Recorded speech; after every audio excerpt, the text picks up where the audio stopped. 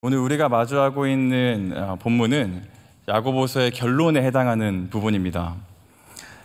야고보서는 그 결론부에서 앞선 내용 전체를 요약할 뿐만 아니라 그 메시지를 기반으로 하여서 특정한 삶의 자세를 추구해야 한다고 이야기하고 있는 것이죠.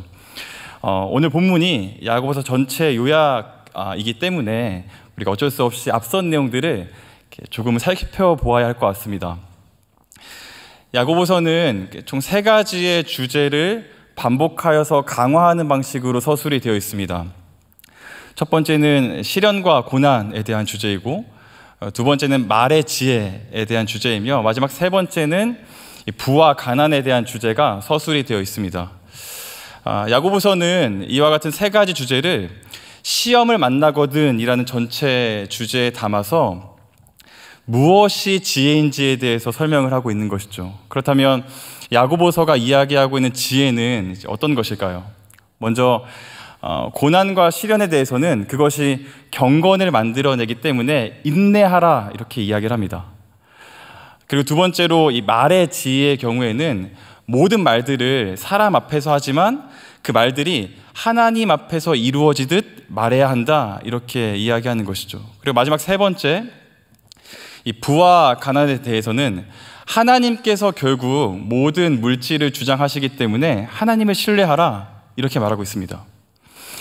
정리해보면 고난과 시련의 문제는 인내하고, 말의 문제는 하나님 앞에서 행하며, 부와 가난의 문제는 하나님을 신뢰하라 이렇게 이야기를 하고 있습니다. 여러분, 어떤 공통점이 좀 보이십니까? 결국 이 야고보서가 말하는 지혜의 핵심은 무엇이냐면 하나님 중심으로 살아가라 라는 겁니다. 하나님 중심으로 살아가라.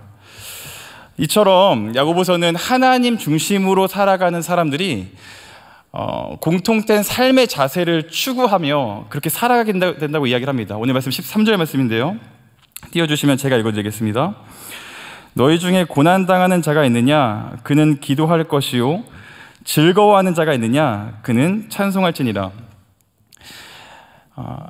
야고보서가 말하는 지혜, 그러니까는 하나님 중심으로 살아가는 사람들은 어떤 삶을 살아갑니까? 고난이 오면 기도하고, 기뻐할 만한 일이 찾아오면 찬송하는 삶을 살아가게 되더라. 말씀은 우리에게 이렇게 이야기하고 있습니다. 여러분, 이게 굉장히 뭔가 특별하고 뭔가 우리의 그 관념을 바꿔놓을 정도로 아주 뭔가 새로운 이야기는 아닐 것입니다. 그렇지 않습니까? 우리가 다 알고 있는 이야기입니다. 어떤 면에서는 특별하지 않은 이야기인 것이죠. 그런데 야고보서가 말하는 지혜가 바로 거기에 핵심이 있습니다. 어떤 것을 이야기하냐면 야고보서는 하나님 중심으로 살아가는 모든 사람들이 간단한 삶, 간결한 삶, 단순한 삶을 살라고 그렇게 우리에게 이야기를 하고 있는 것이죠. 예전에 김연아 선수가 한창 그 전성기를 구가하고 있을 때 어떤 다큐멘터리 프로에서 김연아 선수를 취재하는데, 김연아 선수가 이제 그 스트레칭을 하고 있는 겁니다. 그때 그 VJ가 이렇게 물어보는 거죠. 어떤 생각을 하면서 스트레칭을 하냐, 스트레칭 할 때 무슨 생각하시냐 이렇게 했더니 김연아 선수가 뭐라고 합니까? 아주 시크한 표정으로 그냥 하는 거지 뭐, 생각하기 뭔 생각을 해, 이렇게 이야기합니다. 여러분, 마이클 펠프스라고 그 미국의 아주 유명한 수영 선수가 있습니다. 이분이 이제 올림픽에서만 금메달을 23개 따서 그 역사상 올림픽에서 가장 많은 금메달을 획득한 사람인데요. 이 사람에게도 비슷한 다큐멘터리에서 이렇게 질문을 합니다. 오늘 뭐 하는 날인지 아세요? 무슨 날인지 아세요? 이렇게 질문을 하니까 그 펠프스가 약간은 이제 사람 좋은 미소를 띄어 보이면서 이렇게 이야기합니다. 저는 오늘이 며칠인지도 몰라요. 무슨 요일인지도 몰라요. 그냥 수영만 할 뿐이에요. 이렇게 이야기하는 것이죠.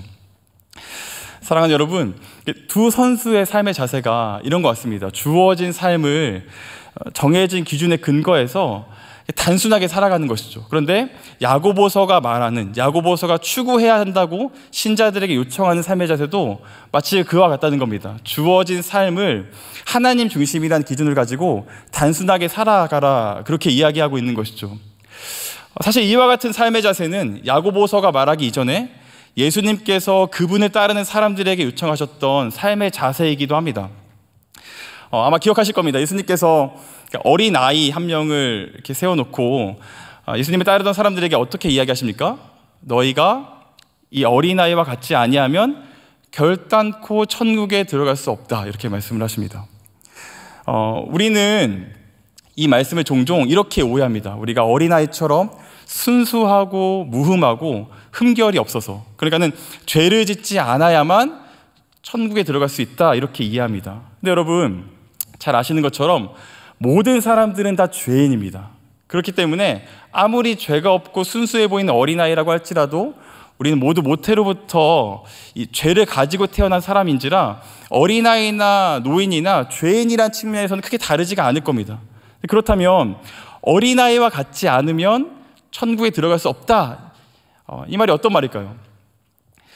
복음서에서 이 내용을 다룰 때 모든 본문의 어린아이라는 이 단어는 원어로 보면 이 초등학생에서 유치원 정도 되는 유소년 아이들을 의미하는 단어가 아니었습니다. 이제 막 걸음마를 뗄 정도의 아주 어린 아기들, 그러니까 영유아 아이들을 지칭하는 단어가 그 본문에 쓰이는 것이죠. 여러분 잘 아시겠지만 모든 포유류 중에서 태어나자마자 이렇게 생존 능력을 갖추지 못한 포유류들은 없습니다. 거의 대부분의 동물들이 최소한의 생존 능력을 가지고 태어납니다. 그런데 사람은 그렇지가 않은 것이죠. 사람은 부모의 도움이 필수적으로 필요합니다. 그래서 여러분 영유아 아이들은 어떻게 자신의 삶을 살아갑니까? 배가 고프면 웁니다. 뭔가 기저귀를 갈아야 되고 용변을 봐야 된다? 그래도 웁니다. 심지어는 졸려도 우는 것이죠. 그러니까 삶이 어떻습니까? 단순합니다. 자신의 모든 필요를 부모님에게 의지해서 채우는 방식으로 살아가는 것이죠. 여기에 예수님께서 너희가 어린아이 같지 않으면, 이 어린아이와 같지 않으면 천국에 들어갈 수 없다라고 말씀하신 이유가 있습니다. 아이들은 부모가 없으면 살아갈 수가 없습니다. 마찬가지로 신자는 하나님이 없이는 살아갈 수가 없습니다. 그러니까 어린아이와 같이 살라는 말은 무슨 말을 하는 거냐면 우리 모두가 다 하나님을 의존하고 하나님을 신뢰하고 그분을 필요로 하는 방식으로 살아가야 한다, 이렇게 이야기하는 것이죠. 사랑하는 여러분, 하나님을 중심에 두고 하나님을 필요로 하는 사람은 고난이 찾아올 때 어떻게 할까요? 하나님을 찾는 것이죠. 그래서 기도하는 겁니다. 하나님을 중심에 둔 사람, 하나님을 필요로 하는 사람은 뭔가 좋은 일, 기쁜 일이 찾아왔을 때 어떻게 할까요? 마찬가지로 하나님을 찾는 겁니다. 그래서 찬양할 수가 있는 것이죠. 공통점이 무엇입니까? 내 삶에 주어진 모든 것들이 다 하나님으로부터 비롯됐다는 사실을 신뢰하고 믿는 삶의 태도를 가지고 있다는 것입니다. 사랑하는 여러분, 여러분들은 얼마나 여러분들의 삶의 고난과 어려움이 찾아왔을 때 하나님을 찾고 계십니까? 혹시 너무 그 고난과 어려움이 커서 매몰되어 계시지 않습니까? 혹은 계산기를 두드려가면서 하나님이 아닌 나를 도울 수 있을 만한 다른 방편을 모색하면서 어려움의 시간을 지나가고 계시지 않습니까? 반면 여러분에게 기쁜 일, 여러분에게 즐거운 일이 찾아왔을 때 여러분들은 얼마나 하나님을 찾고 계십니까? 얼마나 하나님을 찬양하십니까? 혹시 그 기쁨과 나에게 성취된 것에 너무 도취되어서 하나님이 아니라 내가 이루었다고 그렇게 취해 있고 계시진 않으십니까? 소망하기는 하나님 중심으로 삶을 살아서 고난 앞에 하나님을 찾고 기쁜 일 앞에도 하나님을 찾는 저와 여러분 되기를 주님의 이름으로 축원합니다. 이제 야고보는 이렇게 하나님 중심으로 살아가기 위해서 반드시 필요한 요소가 있다고 이야기합니다. 그리고 어떤 면에서 본다면 이 이야기가 야고보서 전체의 핵심이자 야고보가 앞서서 주제들을 반복하면서 강화했던 절정이기도 합니다. 오늘 말씀 14절 말씀인데요. 우리 14절 말씀 같이 읽겠습니다. 시작.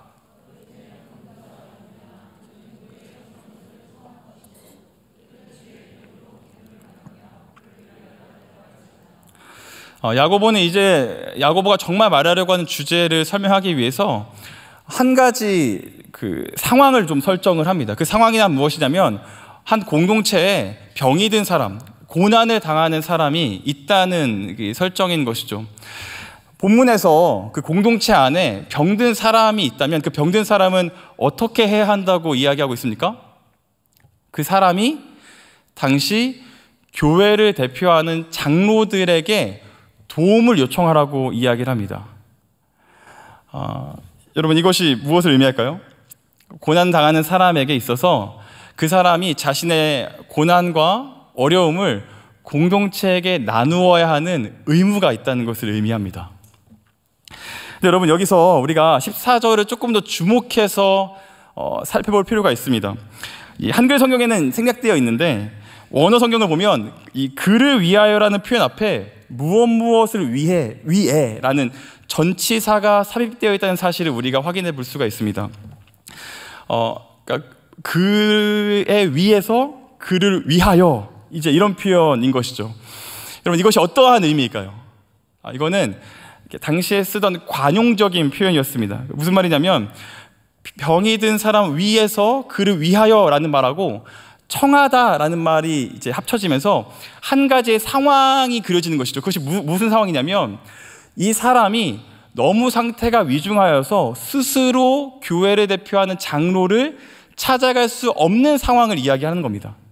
그러니까 반대로 말하면 교회 공동체가 그 사람을 찾아가야만 그 사람의 어려움을 들을 수 있는 실정을 이야기하고 있는 것이죠. 정리해보면 야고보는 공동체에게 양편에서 이렇게 이야기하는 겁니다. 고난을 당하고 계십니까? 그러면 용기를 가지고 공동체를 신뢰하는 마음으로 여러분의 어려움을 그대로 나누어 주십시오. 그런데 공동체는 그 사람이 혹시 그것을 말할 수 없을 정도로, 아픔을 말할 수 없을 정도로 넘어져서 쓰러져 신음하고 있을지도 모르니까 그 사람을 찾아갈 수 있는 눈을 항상 밝히고 있어야 됩니다.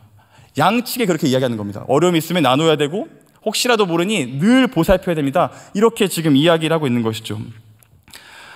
사랑하는 여러분, 갑자기 뜬금없지만 생각해 봅시다. 그럼 몸의 중심이 어디입니까? 몸의 중심, 그 심장일까요? 아니면 중추신경과 더불어 이 두뇌 이렇게일까요? 전 문과라서요. 박노해 시인의 나 거기 서 있노라 라는 시를 보면 몸의 중심을 이렇게 이야기합니다.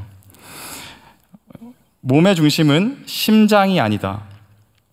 몸이 아플 때 아픈 곳이 중심이 된다. 가족의 중심은 아빠가 아니다. 슬프네요. 아픈 사람이 가족의 중심이 된다. 여러분, 몸의 중심은 아픈 곳입니다. 가족의 중심은 아픈 사람이라고 합니다. 그렇다면 여러분, 공동체의 중심은 누구일까요? 가장 상처받기 쉽고 연약한 사람들, 그 사람을 중심으로 공동체가 작동해야 된다고 말씀이 이야기를 하고 있는 것이죠. 한편 야고보는 그 장로들이, 교회를 대표하는 장로들이 그 연약하고 상처받기 쉬운 사람들, 어려움에 빠져 있는 사람들을 위해서 어떻게 기도해야 한다고 말씀이 이야기합니까? 기름을 바르며 기도해야 한다고 이야기를 하고 있습니다. 여러분, 왜 기름을 바르면서 기도해야 할까요? 물론 여기서 기름을 바르다라는 표현은 당시에 아주 보편적이었던 의료 행위를 이야기합니다. 여러분 생각해 보시면 그 선한 사마리아인의 비유에서 그 강도당한 자를 그 사마리아인이 어떻게 합니까? 포도주를 붓고 기름을 바릅니다. 그러니까 치료를 했다는 것이죠. 그런데 오늘 본문에서 기름을 바르다는 것은 이것과는 조금 다른 의미를 가지고 있습니다. 민수기 7장과 욥기 29장을 보게 되면 기름을 바른다는 것은 특별하게 구분됐다라는 것을 의미합니다. 그러니까 축성이라고 이야기하거든요. 성별했다, 이런 의미를 가지고 있는 것이죠. 그러니까 공동체 안에 교난을 겪고 있는 사람을 하나님 앞에 성별하여서 모든 사람들이 이렇게 이야기하는 겁니다. 하나님, 여기 있는 모든 사람들은 다 하나님의 은혜가 필요합니다. 하나님이 돌보아 주셔야 합니다. 그런데 이 사람을 조금 더 하나님이 특별하게 돌아봐 주셔야 합니다 라고 공동체가 함께 고백하고 인정하고 그를 돕는 것을, 이 기름을 바른다는 것을 통해서 확인할 수가 있었던 것이죠. 여러분, 이처럼 기도하는 것을 야고보서는 뭐라고 이야기합니까? 15절 말씀인데요. 이것도 좀 같이 읽겠습니다. 읽습니다. 시작.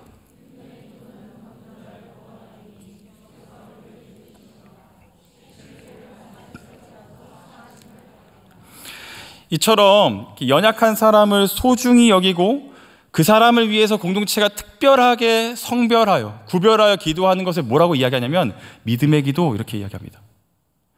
여러분, 오해하시면 안 됩니다. 믿음의 기도라는 게 기도하는 사람이 반드시 나을 거야 라는 그 확신을 가지고 믿음의 기도라고 말하지 않습니다. 반대로 기도를 받는 사람이 내가 이 기도를 받으면 반드시 낫게 될 거야 하는 그 확신에 근거하여서 믿음의 기도라고 말하는 것이 아니라는 것이죠. 그럼 무엇을 믿는 겁니까? 그 사람을 창조하시고 그 사람을 섭리하시고 그 사람을 낫게 하실 수 있는 하나님을 믿는 겁니다. 모든 공동체가 그 하나님을 신뢰하고 믿으면서 기도하는 것을 말씀에서 믿음의 기도, 이렇게 이야기를 하고 있는 것이죠. 사랑하는 여러분, 야고보는 이제 이 이야기를 특별한 경우에 특별한 사람에게만 하는 것이 아니라 보편적으로 해야 한다고 이야기합니다. 우리 16절 말씀 같이 읽겠습니다. 시작. 그러므로 너희 죄를 서로 고백하며 병이 낫기를 위하여 서로 고백. 의인의 간구는 역사하는 힘이 큼이니라. 사랑하는 여러분, 방점이 어디 있을까요? 오늘 본문에 정말 이야기하고 싶어하는 것, 정말 힘을 줘 이야기하는 것이 어디 있을까요?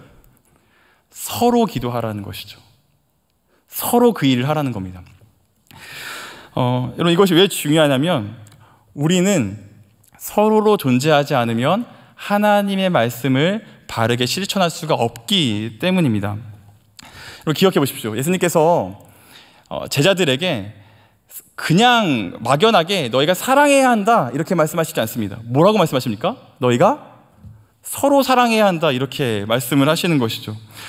그렇기 때문에 우리는 서로로 존재하지 않으면 하나님의 말씀을 바르게 실천할 수가 없습니다. 결국 이 야고보서가 오늘의 이야기를 통해서 정말 이야기하려고 하는 바가 무엇일까요? 서로로 존재하는 겁니다. 서로로 존재하면서 이렇게 이야기하는 거죠. 한 사람이 고난을 당했을 때, 그리고 그 고난으로부터 하나님이 그 사람을 구원해내시고 회복해내실 때 하나님은 공동체를 사용하신다는 겁니다. 하나님은 한 사람의 회복, 한 사람의 구원, 한 사람의 나음을 위해서 그 사람의 개인의 노력과 그 사람 개인의 열심을 사용하시는 것이 아니라 어떻게 회복하신다고요? 공동체를 통해서 그 사람을 회복하게 하시더라. 말씀이 그 이야기를 지금 우리에게 하고 있는 겁니다. 너무 감사하게도 저는 종종 한 사람을 위해서 공동체가 얼마나 큰 힘이 되는지를 경험하곤 합니다. 제가 조금은 부끄럽지만 제 이야기를 나누려고 합니다. 저는 대학생 공동체, 저희 집은 이제 95% 이상이 97%가 대학생으로 이루어진 진입니다. 그래서 이 말을 바꿔 말해보면 모든 구성원들이 저보다 나이가 다 어리다는 겁니다.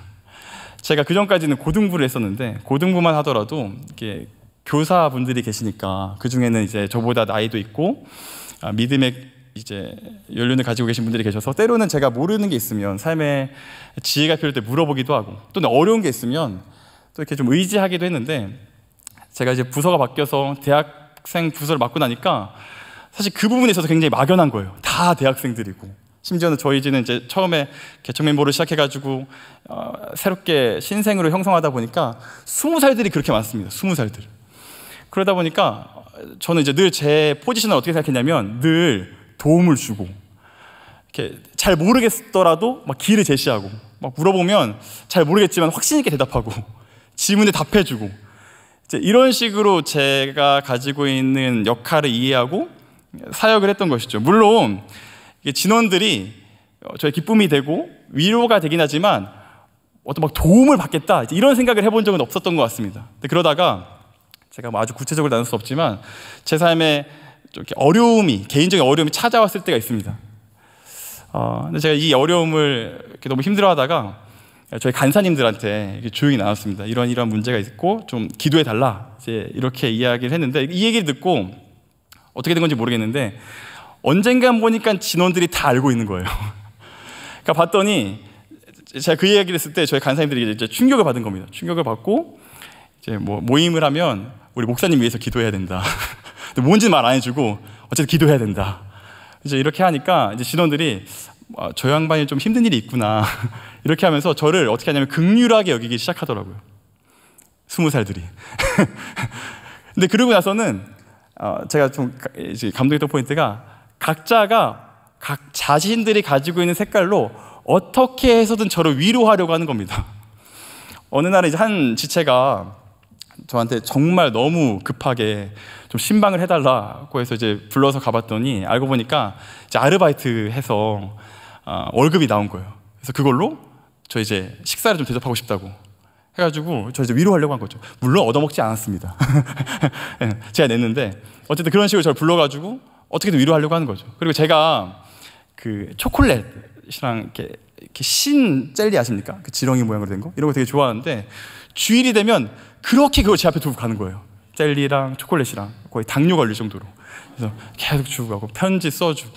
근데 그 중에서 제가 가장 저의 마음을 이렇게 마음에 좀 이렇게 울림을 준 거는 저희 지체 중에 INFP가 있어요. INFP가 어떤 특성을 갖고 있는지는 여러분 나무 위키가 알려줄 겁니다. 검색해 보십시오. 근데 그 친구가 이제 아주 이제 감성적이고 이제 낭만이 넘치는 친구인데 우리 교회 앞을 지나가다가 뭐 뭔지 모르겠는데 무지개가 이렇게 떴나 봐요. 근데 그걸 찍어서 저한테 보여주고 하나님이 목사님을 위로하신다. 이제 이렇게 메시지를 써서 보내주는 거예요. 근데 제가 그걸 보자마자 울었다고 하면 거짓말이고요. 근데 약간 코가 찡해지는 느낌. 약간 이제 그래도 진원들이 나를 위해서 굉장히 노력하는구나 하는 그 노력들. 밥 사주고 초콜릿, 젤리, 무지개 사진 이런 것들이 하나하나 저한테 쌓여가면서 제가 예전보다 훨씬 더 괜찮아지고 훨씬 더 회복하는 것을 경험하게 되었습니다. 여러분 제가 그때 느낀 게 뭔지 아십니까? 하나님이 저라는 한 사람의 회복을 위해서 공동체를 통해서 일하셨다라는 겁니다.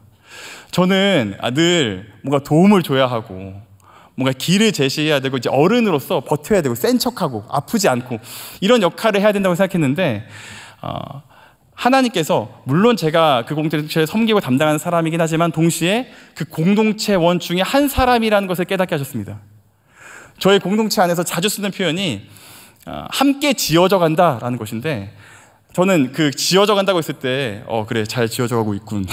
거기 좀 모자라 이렇게 지도 감시하는 사람이라고 생각했던 것 같거든요. 그런데 저도 그 벽돌 중에 하나라는 것을 하나님이 깨닫게 하신 것이죠. 예전에 존 파이퍼 목사님이 아마 하신 말로 기억하는데 성화 있지 않습니까? 성화. 우리가 신자가 전생에 걸쳐서 그리스도를 닮아가는 과정인 성화를 우리는 개인적인 프로젝트라고 생각합니다. 그냥 내 개인이 겪는 성숙의 사건. 그런데 존 파이퍼 목사님 뭐라고 이야기하시냐면 성화는 개인적인 프로젝트가 아니라 공동체적인 프로젝트다 이렇게 이야기합니다. 성숙이라는 게 개인 혼자서 만들어가는 것이 아니라 서로로 존재해야만 우리가 공동체로 존재해야만 이루어갈 수 있는 일이라고 이야기하는 것이죠. 사랑하는 여러분, 이게 바로 교회입니다.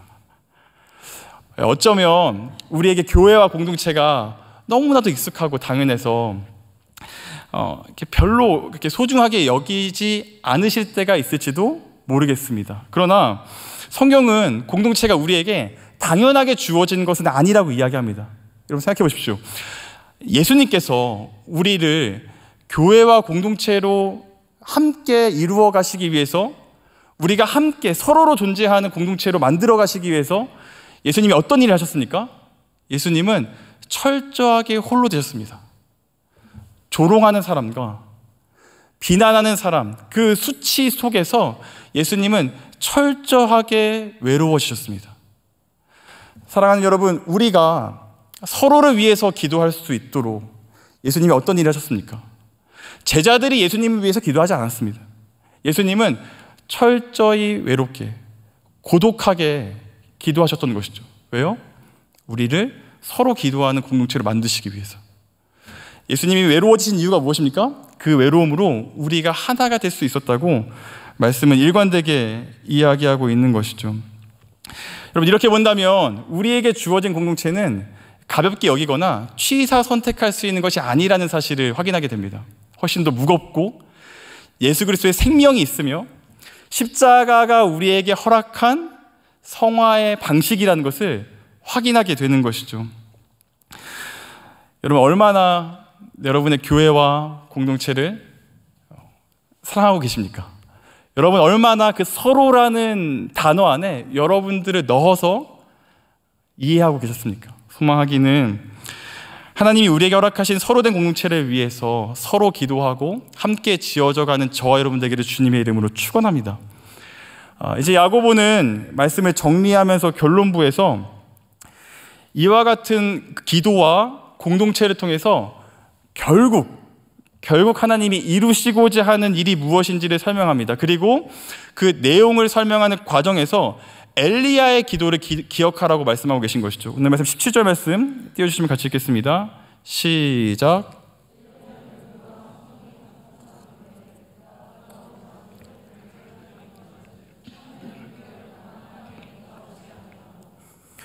야고보가 언급한 사건은 열왕기상 18장과 19장에 기록된 바알과 아세라를 섬기는 선지자 850명과 이 엘리야가 그 갈멜산에서 함께 있었던 사건을 이야기하고 있습니다. 심한 기근 속에서 누가 섬기는 신이, 어떤 신이 비를 내리게 할 것인가 이제 다루는 그런 내용이었던 것이죠. 아마 다들 내용을 아실 겁니다. 여러분, 다 아신다는 전제하에 이 사건의 결론이 무엇입니까? 이 사건을 통해서 이스라엘이 얻게 되는 유익은 무엇입니까? 물론 가뭄이 끝나고 비가 내리더라, 이것도 유익이 맞습니다. 그런데 성경이 더 조명하고 있는 유익은 무엇이냐면, 비가 내려서 가뭄이 끝났다는 것이 아니라 이 사건으로 인해서 타락한 이스라엘이, 하나님을 떠나고 바알과 아세라를 섬겼던 이스라엘이 이 기도를 통해서 하나님께로 돌아오게 되었더라. 그게 훨씬 더 이스라엘에게 가뭄이 끝나는 것보다 남는 유익이라고 말하고 있는 것이죠. 그리고 야고보는 이 예를 가지고 그대로 19절과 20절에서 이렇게 이야기합니다. 띄워주시면 제가 읽어드리겠습니다. 내 형제들아, 너희 중에 미혹되어 진리를 떠난 자를 누가 돌아서게 하면, 20절 읽겠습니다. 시작. 너희가 알 것은 죄인을 미혹된 길에서 돌아서게 하는 자가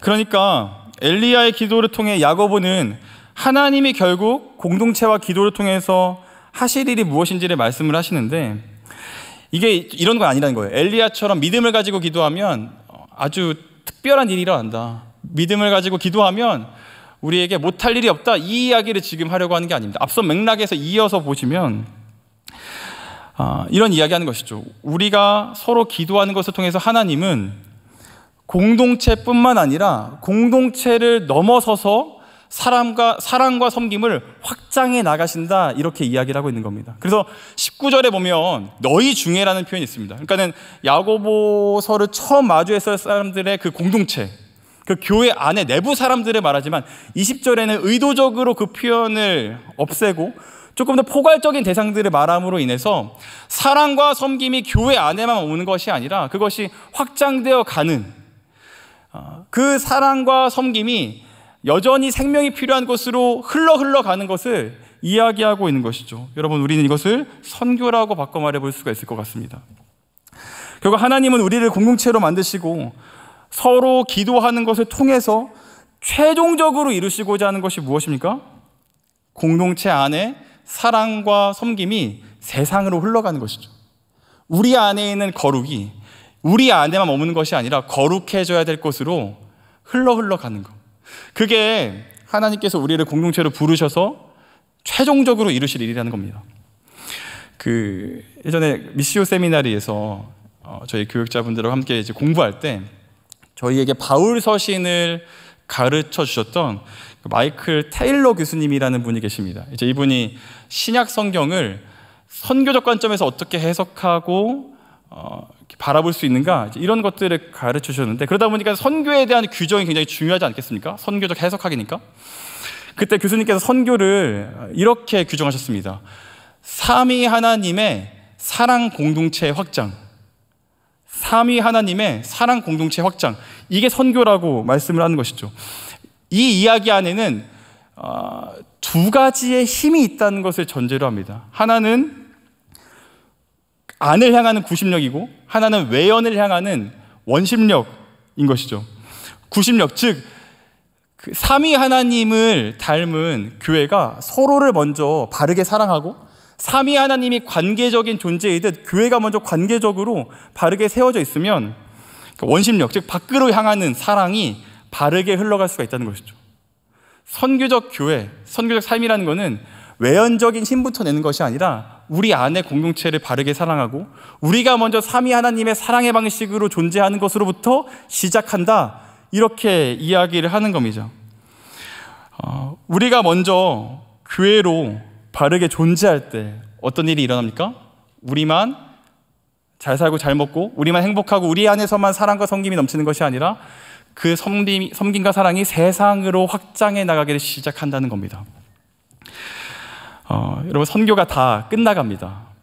이제 농어촌과 수도권 선교 일부만 남았고, 여기 계신 거의 대부분의 분들이 선교에 다녀와주셨을 줄 믿습니다. 선교가 다 끝나가는 과정을 우리는 지나고 있습니다. 제가 저희 그 진원들하고 선교하면서 저는 우리가 얼마나 생면부지의 사람을 이렇게 사랑한다고 말할 수 있는가. 한 번도 만나보지 못했던 할머니의 손을 잡고 꼭 교회에 오셔야 된다고, 하나님이 당신 사랑한다고 이렇게 이야기하고, 한 번도 만나보지 못했던 어린 아이들을 끌어안고. 여러분, 저는 이제 캄보디아 선교를 다니거든요. 캄보디아 선교에서 제가 제일 많이 한 말이 뿌레아 예수크리 스롤라인데야, 크뇽 스롤라인데야, 뭐냐면 사랑한다는 말입니다. 제가 1년 동안 집에서, 죄송한 말씀이지만 1년 동안 집에서 사랑한다는 말보다 훨씬 더 사랑한다는 말을 그 5박 6일 안에 얘기했던 것 같습니다. 그렇게 사랑한다고 이야기하고 눈물 흘리고 꼭 교회 오셔야 된다고 이렇게 이야기를 했는데, 사랑하는 여러분, 그러나 하나님이 정말 우리에게 섬기고 사랑하라고 주신 사람들이 누구일까요? 여러분 옆에 있는 사람들입니다. 교회와 공동체입니다. 하나님은 우리의 선교를 통해서 우리가 정말 해야 되는 사랑이 무엇인지를 표본으로 말씀해 주고 계신 것이죠. 일상에서 우리가 사랑해야 되는 그 사람입니다. 우리가 우리의 마음을 뛰게 하는 것 같지 않은 그 사람을 참되고 바르게 사랑해야 한다는 것이죠. 그리고 그 공동체와 그 일상의 사람들을 바르게 사랑할 때 우리에게 어떤 일이 일어날까요? 우리의 사랑과 섬김이 세상으로 확장되는 것이죠. 삼위 하나님의 사랑 공동체의 확장. 그리고 그때 우리는 비로소 그토록 말하는 선교적 교회가 무엇인지, 그리고 선교적 삶이 무엇인지를 바르게 깨달을 수가 있을 것 같습니다. 말씀을 정리하겠습니다. 야고보서는 결국 하나님 중심의 단순한 삶을 살라고 권면합니다. 그리고 야고보는 그렇게 살기 위해서는 혼자 사는 것으로는 부족하고 서로가 필요하다고, 공동체가 꼭 필요하다고 이야기하고 있는 것이죠. 그리고 더 나아가서 서로로 존재하는 교회가 바르게 서로를 사랑할 때 그 사랑은 공동체를 넘어 세상을 향하게 되어 있다고 말씀은 우리에게 증거하고 있습니다. 아프리카 속담 중에 한 아이를 키우기 위해서는 온 마을이 필요하다라는 속담이 있습니다. 아마 들어보신 적이 있을 겁니다. 우리 신앙에도 똑같이 적용해 볼 수 있을 것 같습니다. 한 성도를 변화시키기 위해서는 모든 교회의 구성원들, 온 교회가 필요합니다. 성화는 개인적인 프로젝트가 아니라 공동체적인 프로젝트입니다. 그리고 그 공동체적인 프로젝트는 우리 안에 쌓이고 쌓이면 결국 세상을 바꾸어 놓게 되어 있습니다. 소망하기는 서로가 서로에게 참된 공동체가 되어서 서로의 어려움을 회복시키고, 한편으로는 자신의 어려움을 고백하고, 여러분 정말 어려울 때 손을 들고 내가 너무 어렵다고, 나를 좀 도와달라고, 내 안에 결핍이 있다고 말할 수 있는 그런 하나님의 나라 공동체가 우리 삼일교회 안에 가득 차기를 주님의 이름으로 축원합니다. 이 시간 함께 기도하시겠습니다. 이 시간 기도하실 때 오늘 말씀을 놓고 여러분들에게 주신 마음을 쫓아서 함께 기도합시다.